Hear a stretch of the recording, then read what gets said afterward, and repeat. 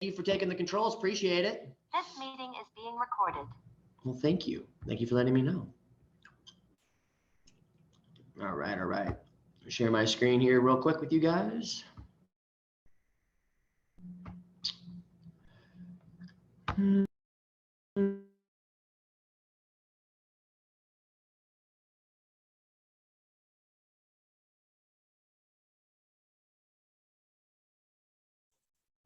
You're muted, Lance.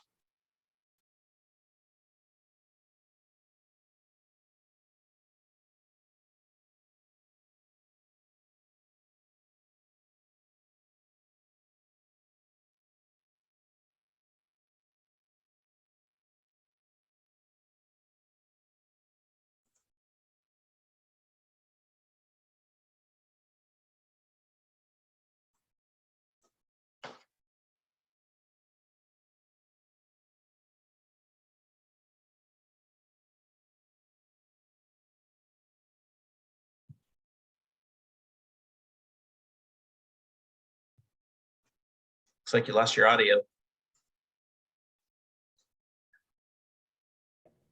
Well, at least you're honest. This meeting is being recorded.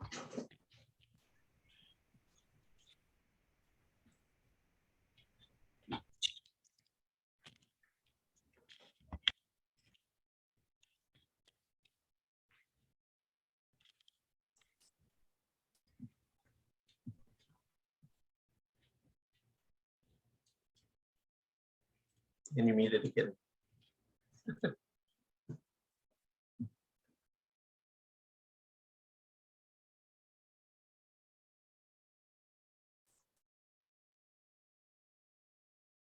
Will not let you unmute again.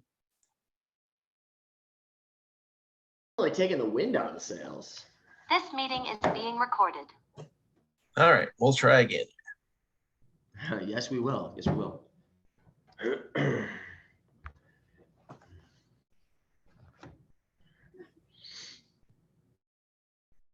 All right, how do you put it in presentation mode here? It's that orange button on the top right, which says share. That one? Or no, I'm not. It's the slideshow. I'm sorry, to the left of it. There we go. Yeah. Okay. There you go. Awesome. Good teamwork. Well, welcome, guys. Yeah, I can see it now. Awesome. So Leadership Equipping Workshop, May 20th, 2022. I'm going to maybe move through a slide or two a little quicker than I normally would, if anything, just to try to get back into our time frame here. I do respect everybody's time and definitely don't want to go well over our allotted hour. All right, guys. So last time we talked about sphere of authority and sphere of influence. That was kind of the main topic piece. That may have been new language for you, but it's something you operate in every single day, as do your team members.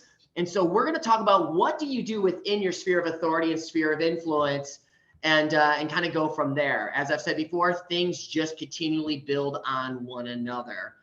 All right, so next slide, please. As you guys know, ways that you can just really optimize this call, be vulnerable, be real, right where you're at. That's where you're going to grow. Take down that I know that filter, fresh set of eyes and ears, actively engage. You can be, passively just an observer of this call, and you'll gain some ground in little ways. But when you actually actively engage and you participate, you will grow. You will be transformed as a leader. And then reach out if you need anything. I'm always available. Just reach out. Awesome. All right, next slide. All right, so quick question, and I would love for you to add your answer in the chat box so we don't have everybody unmuting themselves. And Wade, you can't answer because you and I have discussed this before, if you recall the answer I gave you. But what is the secret to juggling? Not so much juggling projects or spinning plates, but the actual act of juggling. What is the secret to juggling? If you know it or you think you know it, please add that in the chat box. That would be awesome. All right, people entering their answers in.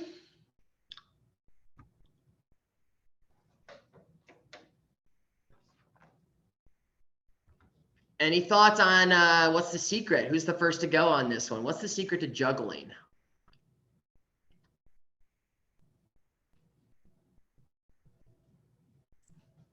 keep the things you're juggling consistently moving. I mean, obviously, that's kind of not really a secret, but yeah, it's one of the secrets to juggling. I don't need the answer right now, other than if you want to put it in the chat, we'll revisit this towards the end of the conversation, the meeting. But be thinking about it. Add to the chat. Is it how you catch it? Is it the size of what you're trying to juggle, the different balls in the air? Yeah, Cody, keep things moving. Thank you for that. Awesome. Just add what you think it is. Be freed up to be wrong in this. Who would have thought I would ask you about juggling today, right? So what is the secret to juggling? Would love to hear your thoughts on it. All right, next slide, please. All right, we talked about these percentages before, but just a quick recap, 83% and 5%. If you just want to click there for me.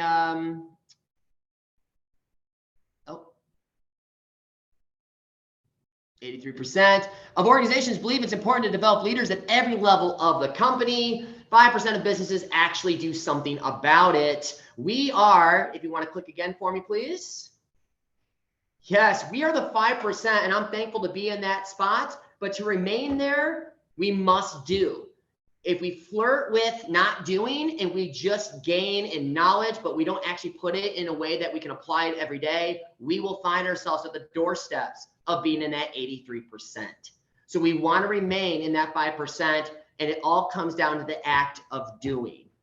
So with that being said, I have another question for you guys. Would love for you to unmute yourselves. What did you put into action from your last call, from the last call we had, or even the call before? What have you put into action? I know Hannah had some things that she shared. I know she's not on the line, but she has a couple from the park on the line. But I think Cody and Patrick, you guys mentioned having put some things in position as well. Feel free to unmute yourself and just kind of talk about what you've done in your park since these last couple calls. I guess I'll go. Yeah, awesome. I took lead expectations from the last call. I even took a screenshot on my phone just so I had that. I know it was recorded, but it's just easier to have it with on my phone. I went around to all my leads, and I asked them honestly, I said, are you following all of these expectations that you should be? Because if not, then we need to talk about things, with the new lead that I promoted, I made sure that she was going to be following this, and I just kind of, implemented it and made sure that they were following those for the past weekend and this following weekend. Awesome. Yeah, that was a big key learning, right? As we continue to build out our leadership from within and we layer in just the levels of leadership, we have to make sure that those that are actually running that lead position are holding a particular standard. And if we allow them to not be at that standard, well, that becomes the new standard, right? So definitely a coaching piece. So thank you. Appreciate that. What else out there?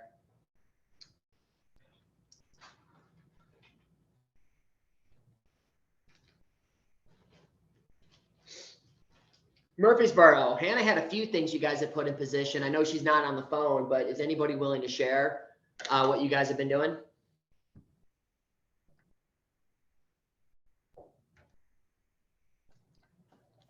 I wasn't here for the last call, but I remember in the very first call, one of the biggest things Hannah told us, or Hannah was saying was, and a lot of us had said, was a big thing we wanted to start doing is accountability and holding like others accountable, others on the management team and just the team in general. And I feel like, especially with Wade's help with the report card that he sent out, it's been a really big help for the openers in the morning to have communication with the closers of the night of, hey, here's what went great, here's what we could work on. And it's definitely really improved a lot. Awesome. Welcome to the call, by the way, Brandon. Nice to hear your voice on here. Appreciate the share. That's awesome. Thank you. Yep. Yeah, the report card, create standards. It really does kind of a threefold thing, right? It's a reminder list through the day or through the evening. It keeps us honest to the standards of what we're trying to achieve. And it's really a communication piece too, between one shift to the next, while making sure that we maintain, we maintain our calibration. So Awesome, awesome. Anybody else? I think, Patrick, you had some things. Maybe they've been mentioned, but if you want to give your spin on it, would love to hear from you.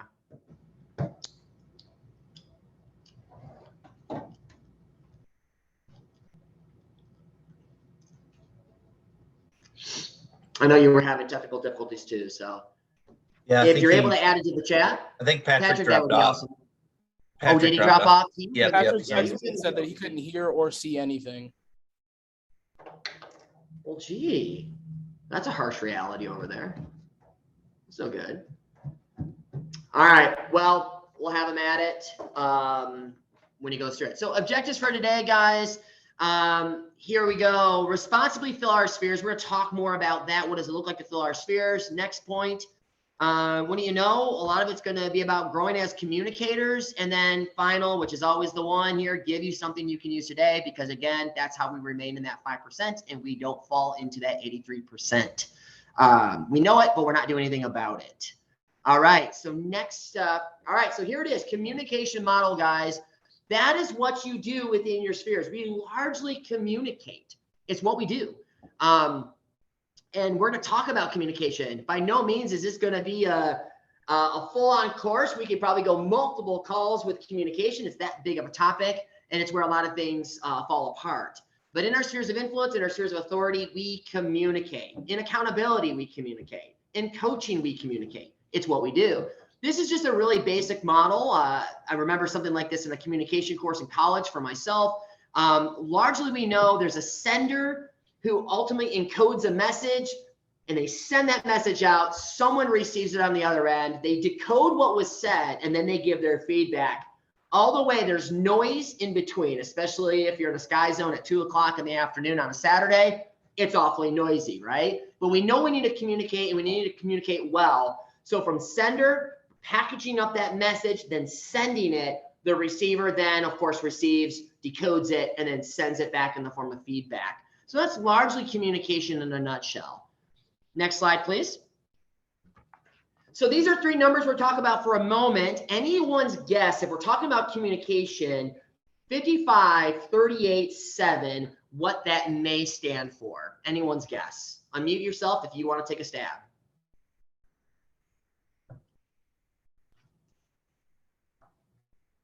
Any brave souls?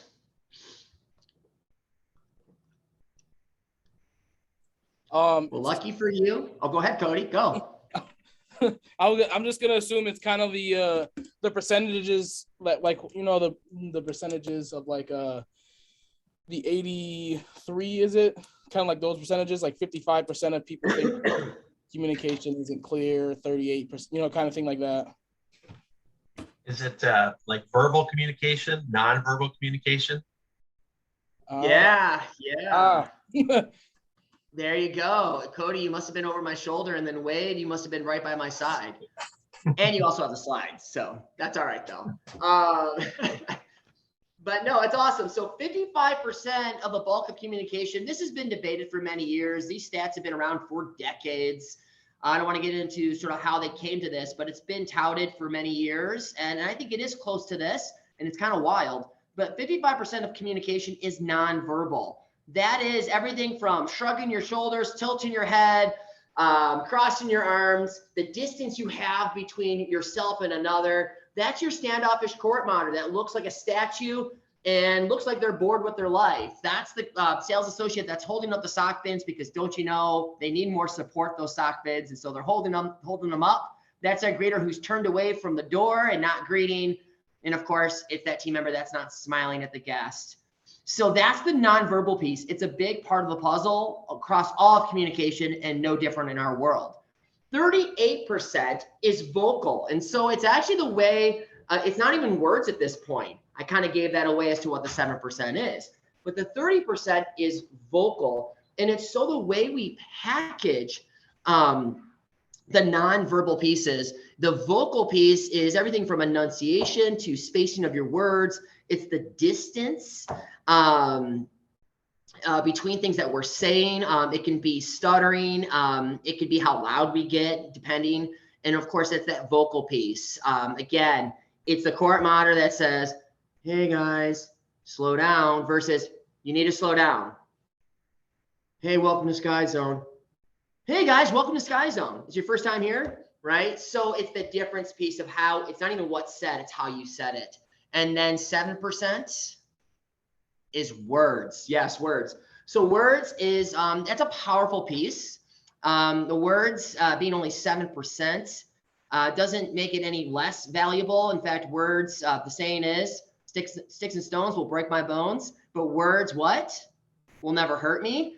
And yet at the end of the day, words start wars, words divide families, words matter. And words actually frame your facilities, they frame your buildings and your teams. If you don't believe you have a culture, you absolutely do. And it's largely fueled by your words as a leader. You want to see your entire team come down in an instant, say the wrong things, right? And so your words matter. And I think it's even more valuable because it is only 7%. I'm going to say a lot in this hour plus of conversation that we're having here, but there's only a handful of things you'll actually pull from this conversation. And of those words, I hope they matter, right? And so words are valuable and they matter a lot as to what we say or what we don't say. All right, so next piece of the puzzle.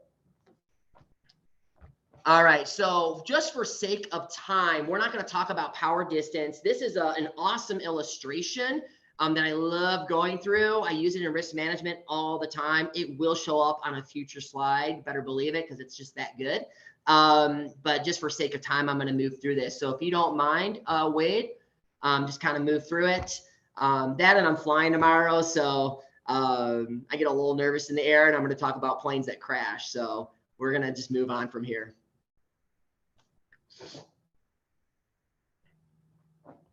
All right, so we talked about steps of accountability, and this was last time, and I've used this slide before with the Michigan group. Sort of the 4 steps that I've come up with. Some say it's 11, some say it's 7, some say it's 5, but I broke it down to 4 different things that you do. Setting clear and realistic expectations. So let's set clear and realistic expectations, and then let's follow up. Fortune's in the follow-up. If you've heard Wade say that before, it's absolutely true. So often we send people out to do something, but we just don't follow up. We kind of assume. And so set clear and realistic expectations, and yes, give the follow-up. With the follow-up comes giving feedback, right? What could have been done differently? Give your advice where you need to, and then coach, celebrate, or give consequence. It's kind of a play on that third, giving feedback, but it just really emphasizes coaching, celebrating, or giving consequence for things not coming to fruition. All right. So next piece of steps of accountability. This is something I shared with the Michigan group some months ago, and they found it to be helpful. And as we talk about communication, I felt that this is a great way of actually seeing how we can communicate and hold people accountable, because accountability isn't always easy. And this is one way in which we can communicate that much more effectively. So there's a guy by the name of Jonathan Raymond who created this. I want to give credit where credit is due. The accountability dial is one way in which we know how to communicate depending on the circumstance. And so he says that there's the mention, the invitation, the conversation, the boundary, and the limit. Now I'm going to break that up for you and define it as such. Next slide, please. So the accountability dial essentially is the mention is short and immediate feedback. Okay, so feel free to unmute yourself. What would you think is the mention in the form of accountability and communicating what needs to happen? What's a short and immediate feedback in our business with a team member? What might that look like?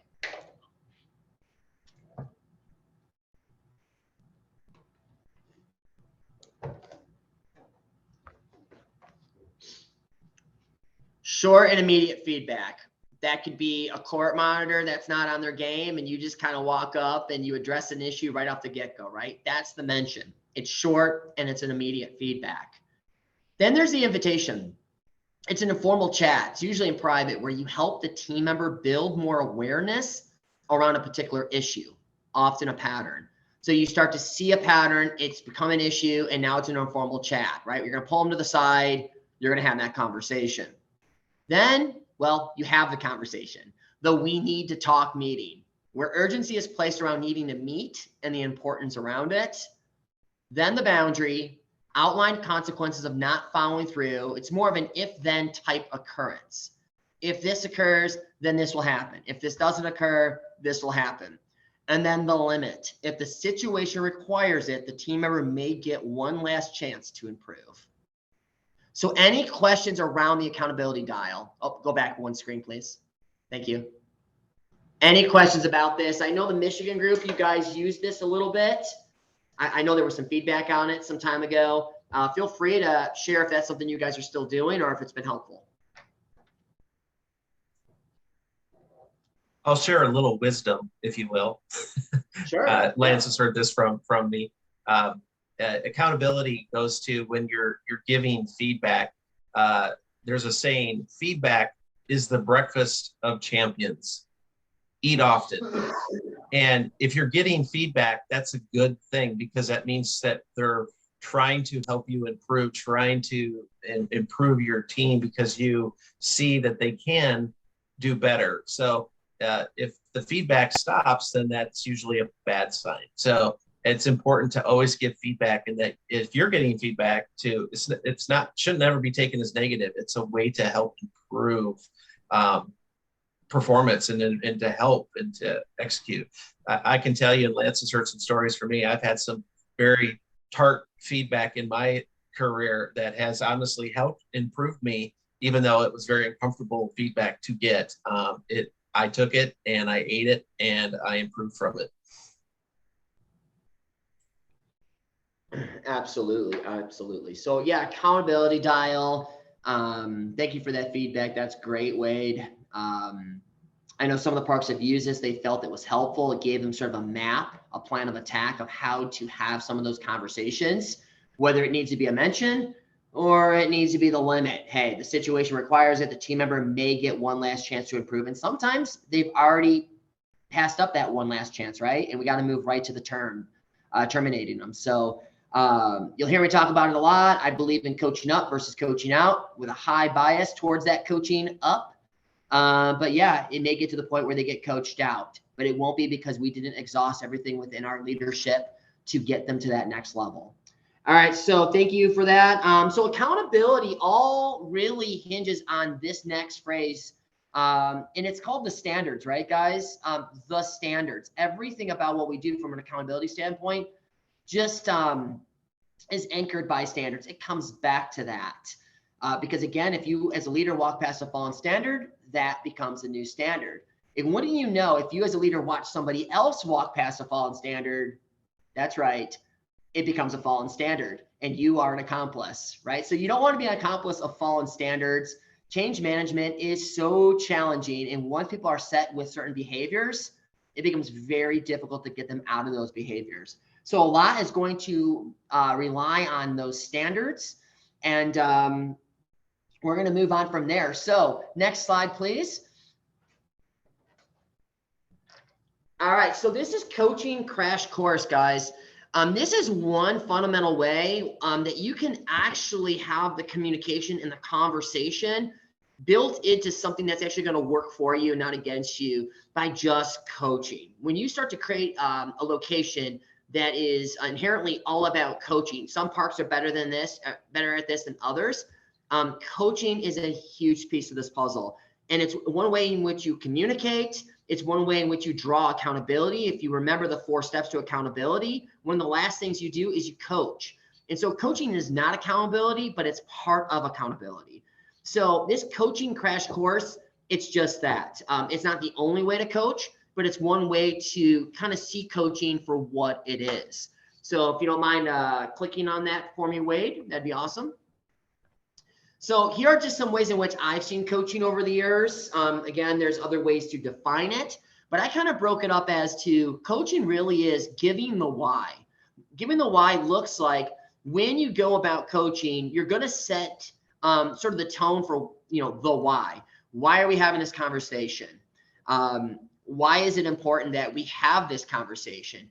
And then you're going to play detective. Playing detective is really an assessment of what's going on. So you've given the why are we talking about this? It's important because, and then you're going to play detective. And that's really just being an active listener.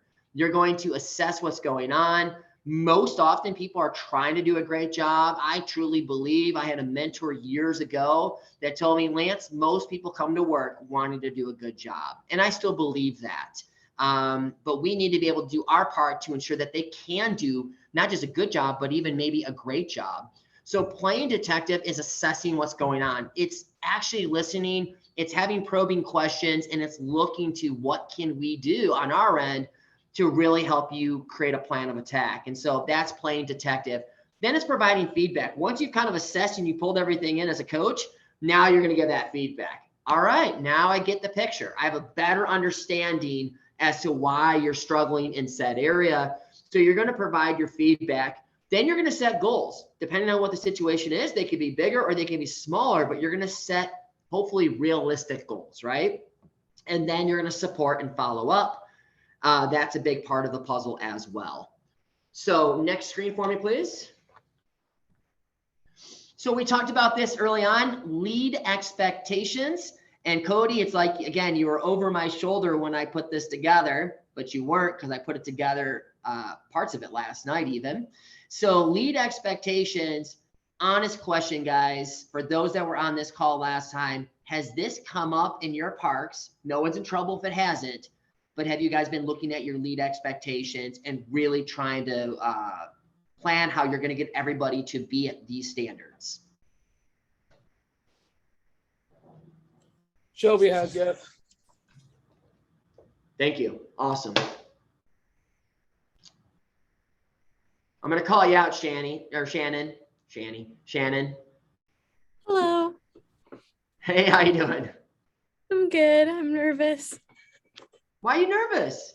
Oh, I get nervous when I'm talking to a group of people, but it's okay. I'm overcoming that. No, you do awesome. You do awesome in front of people. You really do. And now that you just told us that you're nervous, that's like half the battle. So there you go. We're all aware and we're all okay with it. So. Okay. What was the question?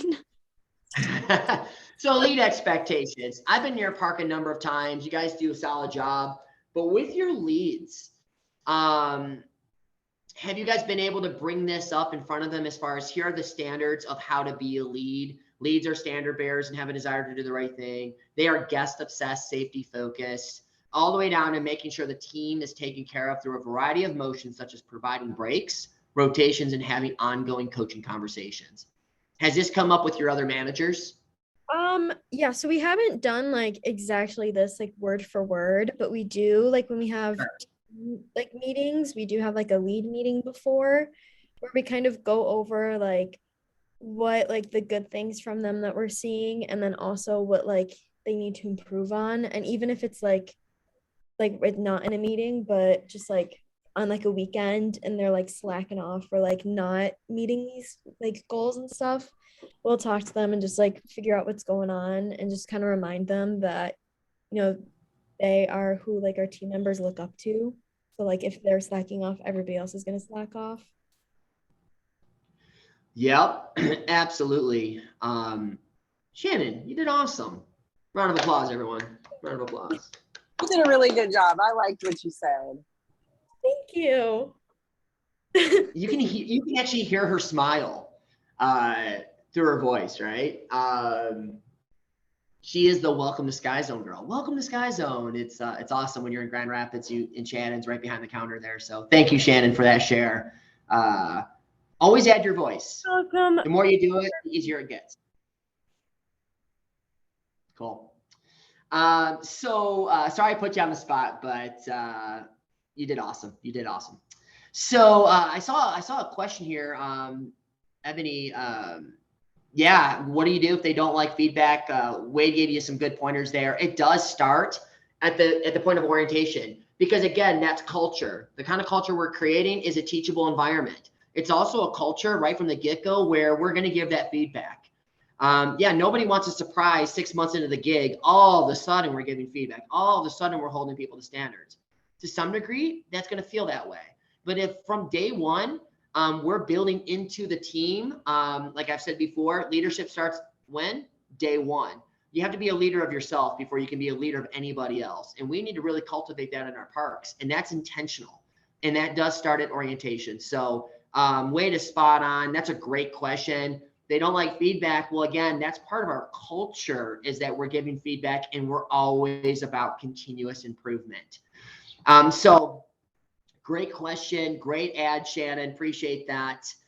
So lead expectations is really where we need to be at. And I have a great example. It wasn't any one of the Innovative Heights parks, but it was a troubled park that I was in some years ago, and kind of joined up with that park to help out in a number of ways. And I remember walking with the GM, and they had 2 leads on and 3 court monitors, and the 3 court monitors were just amazing. Well, 2 were really great. 1 was middle of the road, and the leads were the worst of the batch. And I remember that just really shocking me to some degree, right? Familiarity breeds complacency, or complacency breeds familiarity. And so they had been in the fold for maybe a year and a half, 2 years, and the standards had dropped so much that the leads were just kind of walking around, trying to look important, wearing the blue shirt, but not really setting any standard. And so I talked to that GM. I said, how much longer is it before that court monitor, who's amazing, becomes that lead? Because that's what's going to happen. And it's going to be a race to the bottom, just from a talent standpoint. There will be a race to the bottom.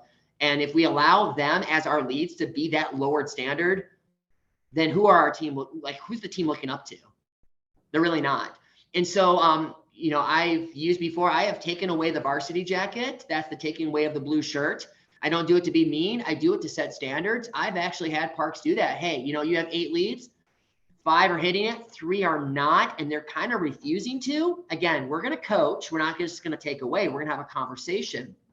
But I have seen that varsity jacket taken away, because why? I'd rather have 5 great leads and 2 that are trying than to have 5 great leads, 2 that are trying, and 1 that's just like, I don't really care.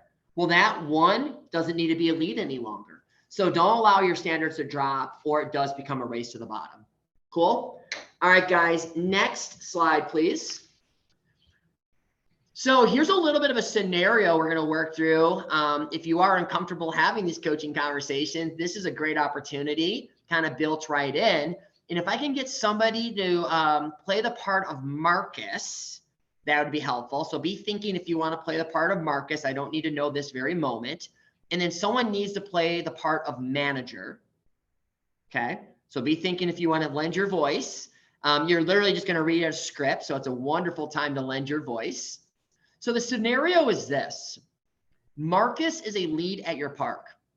He's been with Sky Zone for 15 months and was promoted to lead a little over a month ago.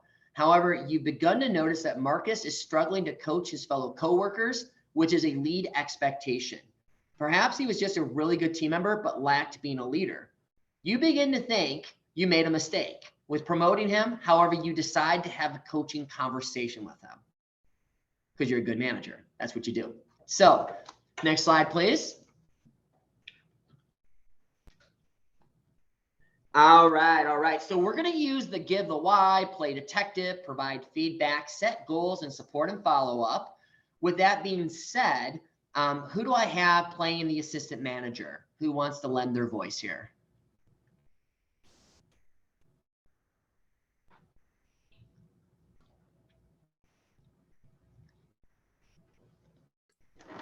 Don't all volunteer. Brandon, you want to lend your voice? Or Cody, you want to do it? Yeah, I'll do it. The manager, right? Yeah, you're going to be the manager. And then Brandon, do you mind playing Marcus? Yeah, I can. Awesome. Way to go. All right. So I will kind of say where you're at. So this is giving the why, and take it from there, Cody. Okay. Marcus, I wanted to talk with you about how it's going as a lead and just see where I could help you with your development, as I've noticed you can sometimes struggle with coaching your fellow team members. What are your thoughts? Yeah, it can just be a bit tough considering those I'm trying to lead don't always take me serious, or because we're friends or some. Totally hear you, Marcus. It's not easy leading your peers, let alone your friends. We picked you because you were a great team member and felt you could help model the standards of what we want from all team members. However, it won't be through your being friends with others that you get results, but through assisting them, coaching them, and helping drive standards with the leadership team. Okay. So setting goals. Try starting small with coaching little things. You see a court monitor standing still, show them how to move around the court. You see a sales associate leaning, show them our cleaning list and follow up with them. Support and follow up. Let me know how your first few little coaching sessions go, and I'll give you some additional pointers. Always here to help. You got this. Awesome. Sounds good. All right. And I know it's not always that easy, but again, that's just starting the conversation. It goes back to that accountability dial, and inside accountability is always coaching, and it's knowing how to have those conversations. Is it a closed door? Is it a planned conversation? Or if it is just a mention, you're up on courts, you notice something in the immediate and you just give your feedback. So yeah, you gave the why. This is why we're having the conversation. You're kind of assessing. Marcus said, hey, I'm trying to lead. I mean, that's a good point. Hey, I'm trying to do it, right? I am trying to do it. They just don't take me serious, or because we're friends, right? And so that's sort of the reasoning behind why he's struggling with it. Kind of the use of heart here too, right? The totally hear you, Marcus. It's that same sort of muscle that you use with the heart, right? Hear, empathize, apologize, respond, thank. But it's the first part of it. Totally hear you, Marcus. It's not easy leading your peers, let alone your friends. And so you're coming up alongside them because we manage with our people, not against them. And so from there, you really kind of say, hey, this is the calibration point of this is what we're expecting from you as a lead ultimately. And then of course you go down to this is what you can do to kind of move the needle and get going in the right direction. Any questions about using these kind of coaching pieces?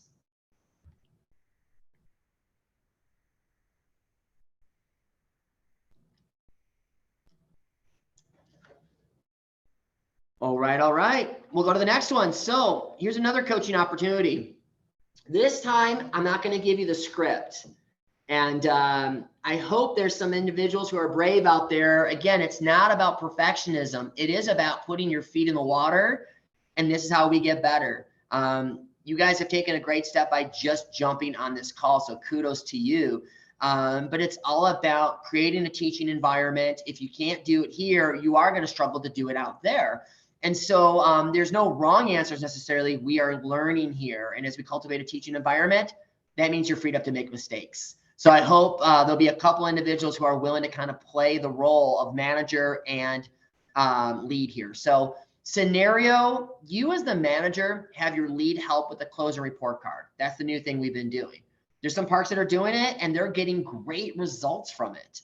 And so this is an example from that. So they help their lead help out with the closing report card. It's not a bad move to do that. I would advise managers, you should do the closing report card, but maybe you portion it out and you give it to the lead to do a portion of it. And so you do, and then you do the remainder, but you fail to check the work as you trust them to get the job done. However, you work the next day, but you're not the first manager in who's been there before. And the opening manager, because he's using that report card, notes that the closing didn't go as well as you must have thought it did. You as the manager are paired with that same lead as the night before that afternoon, okay? So there's a few different dynamics here. There's that opening manager who has to have a conversation with the closing manager from the night before. So that's peer-to-peer often, unless it's GM to AM. It could be AM to GM even, right? Because we're trying to create accountability, all with respect, right? And so there's that conversation, but then there's the other conversation of you kind of launched a lead out there to get the job done. You trusted that they did, they didn't. And then of course, the next day we brought yesterday into today from a business standpoint. So giving the why, playing detective, providing feedback, setting goals, support and follow up. Who wants to try to take a stab at this scenario? And you get to pretty much flesh it out. You're just going to have a conversation. Be the manager who, well, got burned a little bit because they thought they gave their lead the work to do and that they did it. And someone needs to be that lead who's kind of on the receiving end of this coaching session. Who wants to play what role?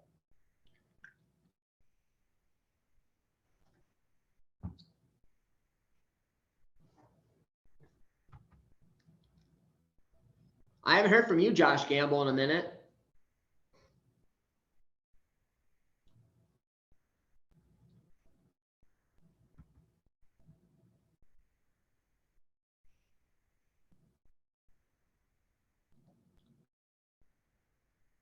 Oh, yeah, your mic's not working? Well, darn. Technical difficulties all the way around. Excellent, excellent.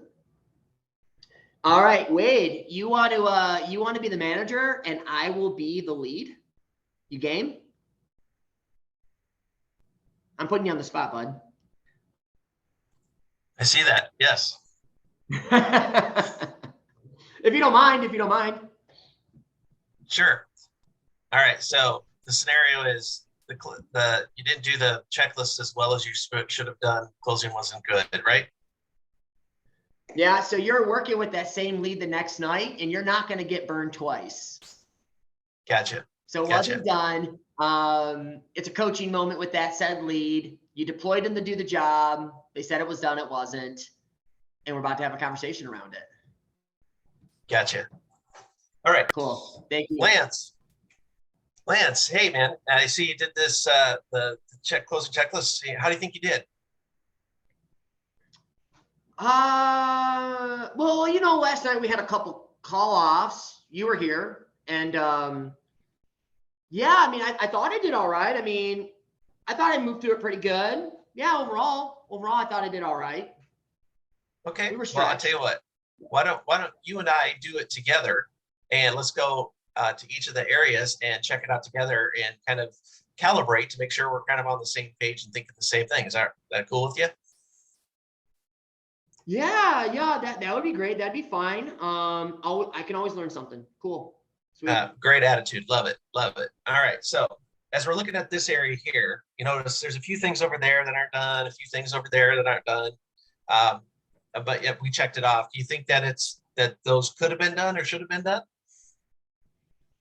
Well, now that we're walking it the next day, yeah, like I said, yeah, I was pretty stretched last night. I mean, we both were, right? I think that's why we were dividing and conquering. But yeah, I definitely didn't do my part.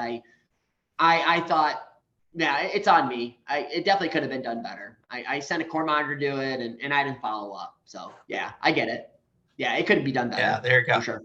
So I used to be in the restaurant industry, and I used to love to give this thing. If you sell somebody go out and check the dining room, i.e. you want them to clean it and stuff, they'll usually go, yep, still there, right? They checked it. So make sure when you're given a task that you tell them specifically what you do. Make sure you're picking this up.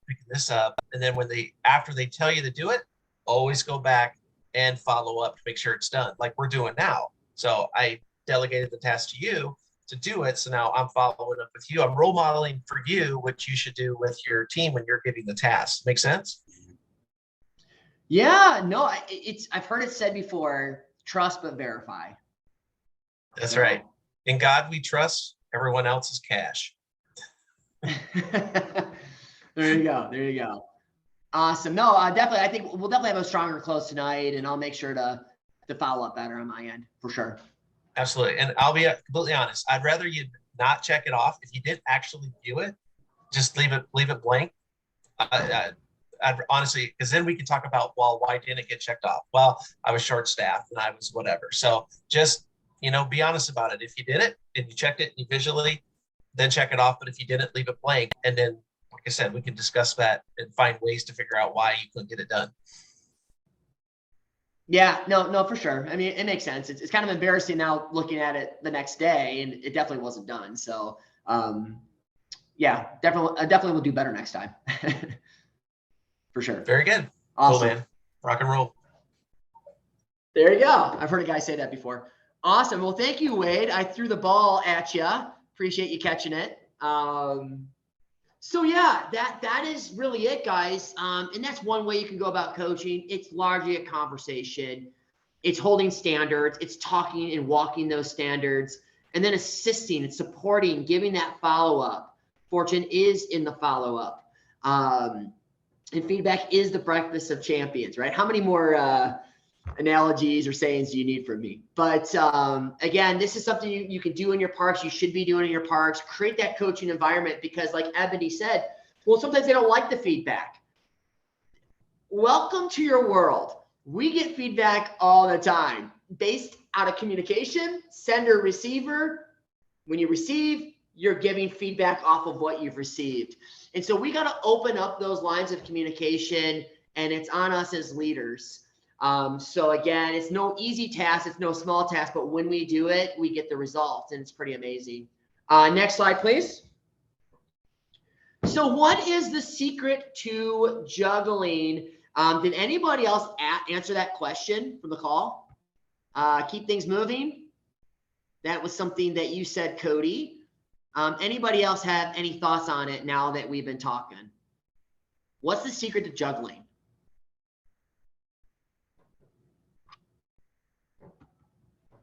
You're like, Lance, I'm not going to plan to juggle anytime soon. All right, well, here's the answer. The secret of juggling? Throwing. Often, those that are trying to learn to juggle, they think it's all about the catch. And like many things in life, we look to how to catch.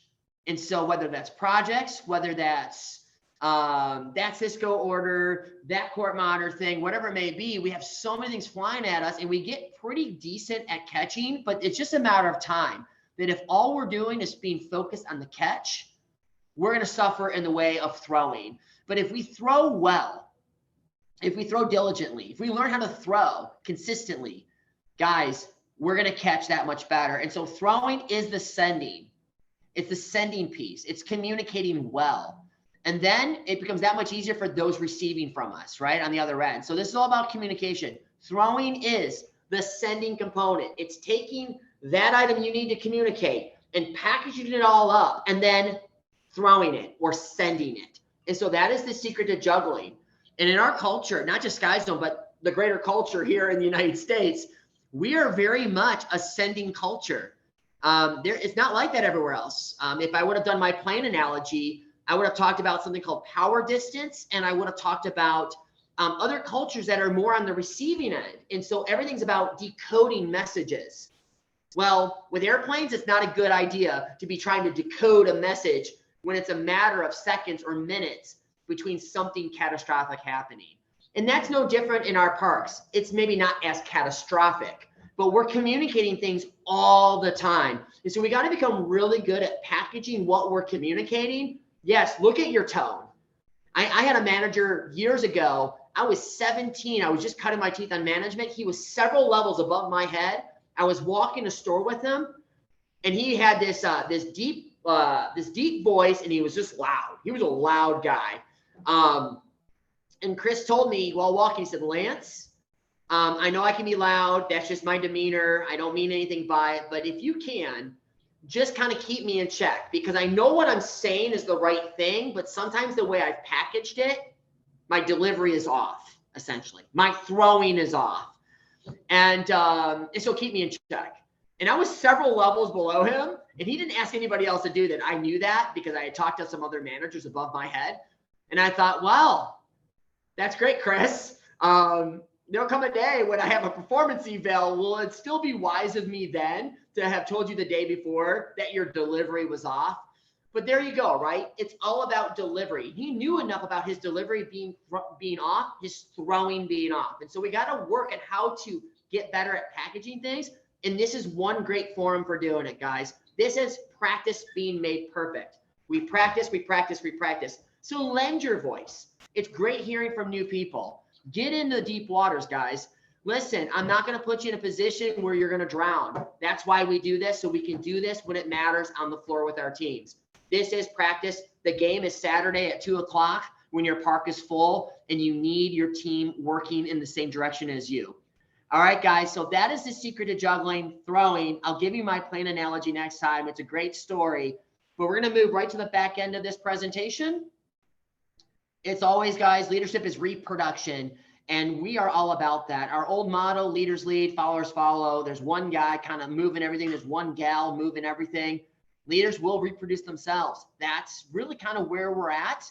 But as we continually layer in, guys, leader of self has got to be part of the plan. It starts at ground level. The leader of self piece has to be in place no matter what. It's an important piece of the puzzle. And that's what we're developing here, guys. So it starts at day one. It starts at orientation. That's where retention begins, and that's where culture begins as well. All right, guys, anything else for me? So next slide, please. What are you taking from this call today? And if you will unmute yourself, it's a great chance to add your voice. What are you taking from this call today that you want to bring to your park? Say today, tomorrow, next week. What are you taking from this call today? I'll definitely be taking just how the communication like that me and Brandon did, and then you and Wade did the demonstration. I know me and you talked a little bit about it in person. You know, I think I could be a lot better at coaching and just like having those kind of conversations. And I'm sure everybody else on the call probably could be better at having those conversations as well. So. Yeah, I was gonna totally agree with that. I definitely liked how y'all did the talking and stuff, because maybe sometimes when I'm giving people feedback, it's the delivery that is coming off. So I'll definitely try to work more on that. Awesome. Awesome.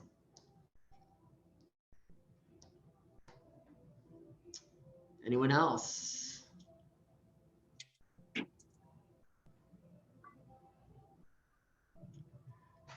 In your spheres of authority and your spheres of accountability, those are areas where you're influencing, you have authority. That's why they're called that.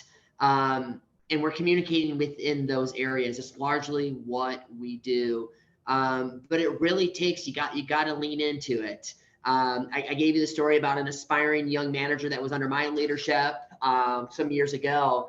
And we watched an incident occur after the fact, right? And a pin could drop in the room because he walked past a fallen standard and it became the new standard. And in that moment, an individual got injured.